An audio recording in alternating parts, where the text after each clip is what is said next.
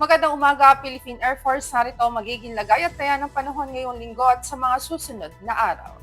Sa kasalukuyan, naasahan natin ang patuloy na pag-iral ng southwest monsoon o hanging habagat kung saan ito makakaapekto sa ating bansa. Asahan nga ngayong araw patuloy na makakaranas ng pabugso-bugsong pagulan dito sa Kalayaan Island, ganoon na rin sa Palawan. Samantalang maulap na kalangitan na may kalat-kalat na pag-ulan, pagkidlat at pagkulog ang patuloy ding mararanasan dulot ng habagat dito sa Zambales, maging sa Bataan, sa Cavite, sa Batangas at sa ibang nalalabing bahagi ng Mimaropa. Dito naman sa ibang nalalabing bahagi ng Luzon, particular sa Metro Manila din, may gradual na pagganda ng panahon, bahagyang maulap hanggang sa maulap na kalangitan, ngunit di natin inaalis sa mga posibilidad ng mga pulupulong pag-ulan na kuminsan ay may pagkidlat at pagkulog lalo na sa madaling araw, sa hapon o sa gabi. Dito naman sa Kabisayaan, partikular na sa kanlurang bahagi ng Visayas, ganun na rin sa Negros Island Region, dulot din ng southwest monsoon o hanging habagat patuloy na makakaranas ngayong araw ng maulap na kalangitan na may kalat-kalat na pag-ulan, pagkidlat at pagkulog. Para sa ibang nalalabing bahagi ng Visayas, saasahan naman natin ang bahagyang maulap hanggang sa maulap na kalangitan, ngunit di rin natin inaalis sa mga posibilidad ng mga pulupulong pag-ulan na kuminsan ay may pagkidlat at pagkulog.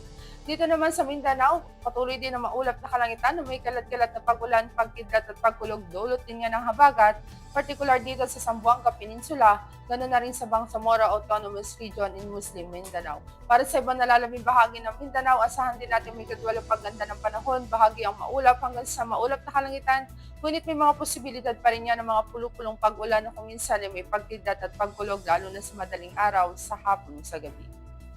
Para sa magiging lagay at taya ng panahon sa mga susunod na araw, Lunes hanggang Miyerkules, patuloy tayong makakaranas dito sa Metro Manila ng maulap na kalangitan na may kalat-kalat na pag-ulan, pagkidlat at pagkulog, dulot pa rin yan ng habagat.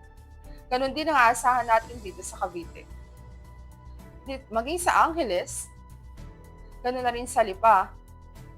Samantalang sa Philippine Rise, generally fair weather sa mga susunod na araw, bahagyang maulap hanggang sa maulap na kalangitan, ngunit may mga posibilidad pa rin ng mga pulupulong pag-ulan na kuminsan ay may pagkidlat at pagkulog. Dito naman sa Puerto Princesa, maging sa Kalayaan Island, dulot pa rin ng habagat, aasahan natin sa mga susunod na araw ang patuloy na maulap na kalangitan na may kalat-kalat na pag-ulan, pagkidlat at pagkulog.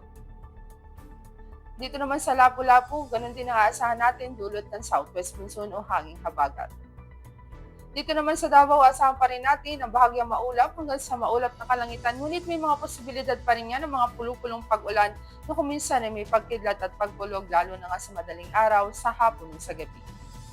Dito naman sa Zamboanga, aasahan din natin dulot ng habagat ang patuloy na maulap na kalangitan na may kalat-kalat na pag-ulan, pagkidlat at pagkulog sa mga susunod na araw. Para naman sa ating astronomical information, ang araw ay sumikat kaninang 0534 at asahan natin lulubog sa ganap na 1830. Para sa ating moon illumination, meron tayong 92% decreasing. At yan ang latest update natin sa weather. Para manatiling updated sa lagay at taya ng panahon, i-follow lamang ang Air Force Weather Center sa aming mga social media accounts. Sa ngalan ng aming commanding officer na si Colonel Alvin John Cugador, Philippine Air Force General Staff Corps, I'm Sergeant Jessie C. Cuenca, Weather Forecaster ng Air Force Weather Center. Muli magandang umaga, Philippine Air Force.